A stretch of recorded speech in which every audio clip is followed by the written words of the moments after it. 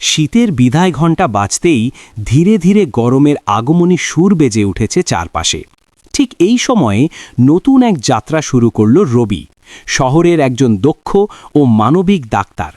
কিন্তু অন্যদের মতো নয়, তার পথ চলা একটু আলাদা। যে প্রত্যন্ত গ্রামে কোনো ডাক্তারই থাকতে চায় না, যেখানে চিকিৎসার অভাবে মানুষ নীরবে কষ্ট পায়, সেই গ্রামেই নিজের ইচ্ছায় পোস্টিং নিয়েছে রবি। শহরের আরাম, সুবিধা আর স্বাচ্ছন্দ্য পেছনে ফেলে সে বেছে নিয়েছে মানুষের সেবা করার কঠিন কিন্তু মহৎ পথ। সকালের কোমল আলোয় একরাশ দৃঢ়তা আর ভালোবাসা নিয়ে রবি বেরিয়ে পড়ে তার নতুন গন্তব্যের উদ্দেশ্যে। তার মনে একটাই সংকল্প, এই গ্রামের কোনো মানুষ যেন আর বিনা চিকিৎসায় কষ্ট না পায়। মানুষের পাশে দাঁড়ানোই যার জীবনের লক্ষ্য, সেই রবির এই যাত্রা কেবল একটি চাকরি নয়, এ যেন এক নিঃস্বার্থ মানবতার গল্প, যেখানে প্রতিটি পদক্ষেপে লুকিয়ে আছে দায়িত্ব, সাহস আর ভালোবাসার এক অনন্য উদাহরণ।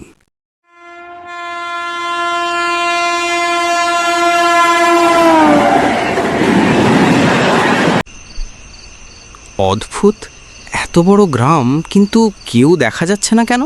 আপনি কি নতুন ডাক্তার? হ্যাঁ, আমি এই গ্রামে চিকিৎসা দিতে এসেছি। ভালো হয়েছে।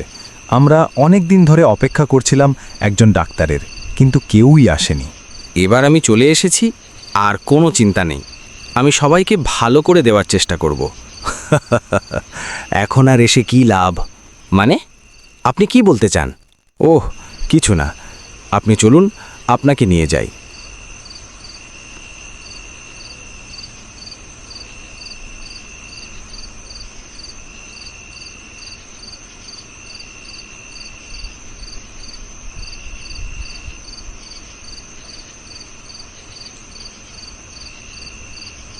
আপনাদের গ্রামে এখনও এত অন্ধকার? কোথাও আলোর ব্যবস্থা হয়নি? আমাদের খোঁজ খবর কেউ রাখে না গো বাবু।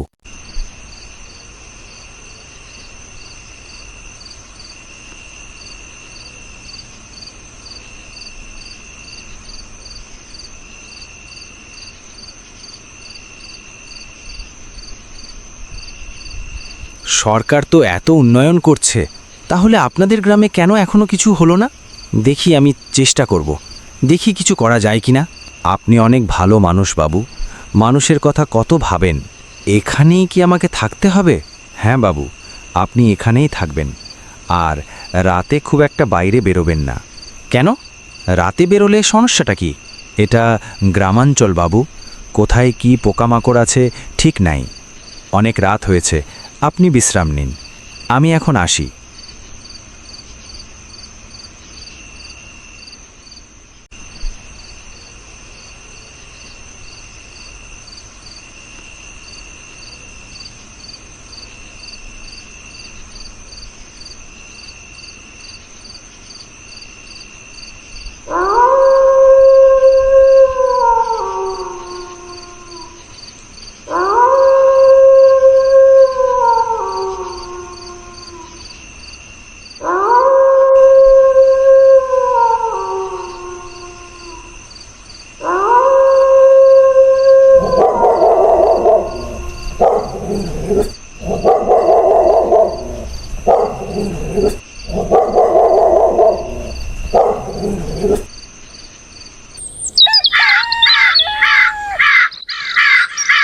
এই যে, ঘরের মধ্যে কে আছেন? এই তো আমি এই গ্রামের নতুন ডাক্তার। আপনার তো আজকে আসার কথা, আপনি গতকালই এসছেন। হ্যাঁ, গতকাল রাতেই এসেছি। কিন্তু আপনাকে এই বাড়ির ঠিকানা দিল কে? একজন বৃদ্ধ লোক, নাম বলেছিল হারু। কি কি বলছেন আপনি? হারু কাকা তো আজ 3 বছর হলো মারা গেছেন। কি? কিন্তু কালকেই তো উনি আমাকে এখানে নিয়ে এলেন। ও, বুঝতে পেরেছি।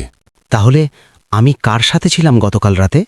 আপনি কালকে হারু কাকার সাথেই ছিলেন। এটা কিভাবে সম্ভব?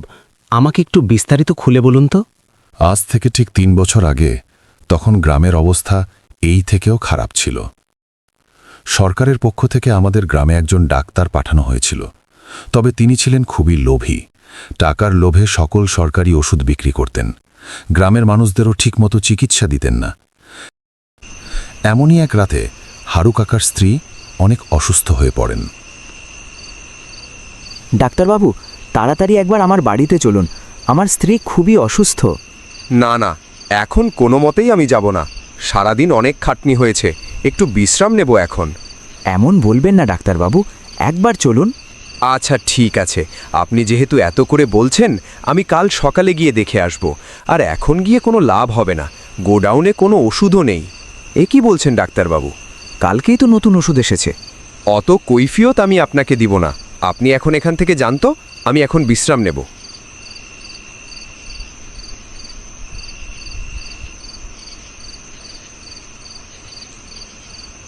সেদিন হারু কাকার স্ত্রী অসুস্থতার কারণে এই পৃথিবী ছেড়ে চলে যান। কয়েকদিনের মধ্যেই হারু কাকাও আমাদের ছেড়ে চলে গেলেন। কিন্তু সেই ডাক্তারের কি হলো যার গাফিলতির কারণে 2টা প্রাণ চলে গেল? তার কয়েকদিনের মধ্যেই আমরা সেই ডাক্তারকে প্রাণহীন অবস্থায় খুঁজে পাই, গ্রামের শেষের দিকে। তবে আজও খোঁজ পাওয়া যায়নি কে বা কারা এই অবস্থা করেছিল। আমি বুঝতে পেরেছি। থাক, আমাকে আর কিছু বলার প্রয়োজন নেই। ডাক্তারবাবু, আমি আপনার কাছে হাত জোর করছি। আমাদের গ্রামের মানুষদের যদি কোনো রোগ হয়, এখন তাদের শহরে যেতে হয়। দয়া করে আমাদের দেখুন। আপনাদের আর কোনো চিন্তা নেই। আমি আমার সর্বোচ্চ বিদ্যা দিয়ে গ্রামের মানুষের পাশে দাঁড়াবো, আর কেউ শহরে যেতে বাধ্য হবে না। আপনি যদি জানতে চান হারু কাকার জীবনে ঠিক কী ভয়ঙ্কর ঘটনা ঘটেছিল, আর তার স্ত্রী কি সত্যিই বিনা চিকিৎসায় এই পৃথিবীর মায়া ত্যাগ করেছিলেন, নাকি এর আড়ালে লুকিয়ে আছে আরও কোনো অজানা কাহিনী, আর সেই ডাক্তারের সাথেই বা কী ঘটেছিল, যে ডাক্তারের কারণে নাকি 2টো নির্দোষ প্রাণ ঝরে গিয়েছিল, সেটা কি নিছক কাকতালীয়, নাকি এর পেছনে রয়েছে কোনো গভীর রহস্যময় সত্য? এই সব প্রশ্নের উত্তর লুকিয়ে আছে এক অদ্ভুত শিহরণ জানানো গল্পের ভেতরে। জানতে চাইলে আমাদের সাথেই থাকুন। খুব শিগগিরই আসছে এই গল্পের 2য় পর্ব।